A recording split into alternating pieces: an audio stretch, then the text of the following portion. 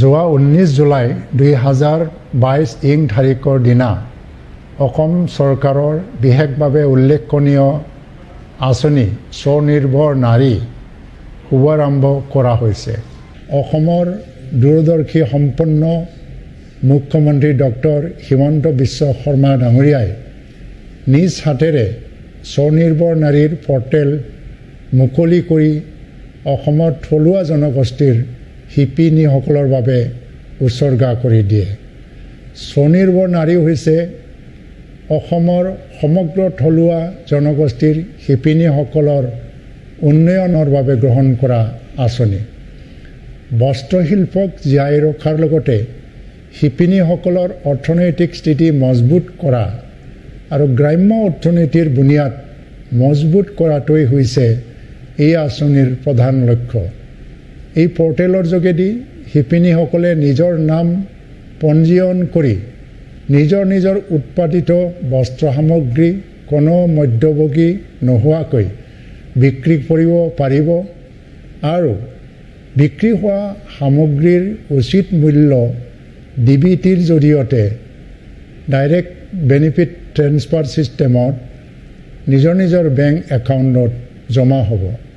নাম পঞ্জীয়ন কৰাৰ ক্ষেত্ৰত যিকোনো ধৰণৰ সমস্যাৰ যদি সন্মুখীন হয়, শিপিনীসকলক মই অনুৰোধ জনাব বিচাৰোঁ যে নিজৰ জিলাত হস্ততাঁত বস্ত্ৰশিল্প বিভাগৰ জিলা অধিকাৰীবিলাকৰ লগত যোগাযোগ কৰি আপোনালোকে সন্মুখীন হোৱা সমস্যাবিলাকক দূৰ কৰি ল'ব পাৰিব।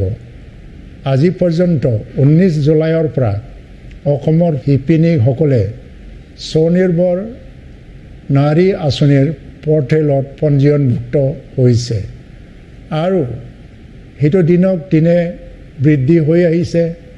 প্ৰতিজন ইচ্ছুক শিপিনীসকলে নিজৰ নাম পঞ্জীয়নভুক্ত কৰাৰ প্ৰক্ৰিয়া এতিয়াও চলি আছে। আপোনালোকক মই জনাব বিচাৰিছোঁ যে এই নাম পঞ্জীয়নৰ প্ৰক্ৰিয়া অকল 3 ছেপ্টেম্বৰলৈকে চলিব। তাৰ পিছত এই বছৰৰ বাবে নাম পঞ্জীয়ন প্ৰক্ৰিয়াটো বন্ধ হৈ যাব। আহক সকলো থলুৱা জনগোষ্ঠীৰ শিপিনীসকলে নিজৰ নাম স্বনিৰ্ভৰ নাৰী পৰ্টেলত পঞ্জীয়নভুক্ত কৰি লওক। আমাৰ জাতীয় গৌৰৱৰ প্ৰতীক গামোচা, আৰণাই, ডুমেৰ, ফাজাৰ বৰকে আদি কৰি বিভিন্ন থলুৱা বস্ত্ৰক ৰাষ্ট্ৰীয় আৰু আন্তঃৰাষ্ট্ৰীয় বজাৰত লৈ যোৱাৰ এই সোণালী সুযোগ গ্ৰহণ কৰক আৰু লগতে আমাৰ অসমৰ গৌৰৱোজ্জ্বল ইতিহাস থকা বস্ত্ৰশিল্পক জীয়াই ৰখাৰ বাবে আপোনালোকে আগবাঢ়ি আহক। ধন্যবাদ। সকলোলৈ নমস্কাৰ।